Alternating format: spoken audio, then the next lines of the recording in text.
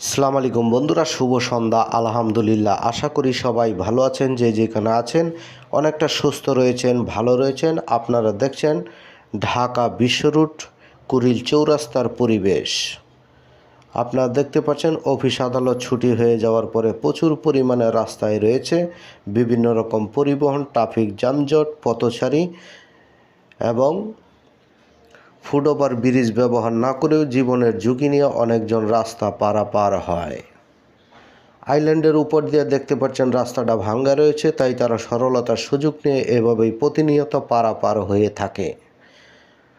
আসেন foot over bridge ব্যবহার করি, ট্রাফিক আইন মেনে চলি, নিজের সতর্ক থাকি, অন্যকে সতর্ক রাখি।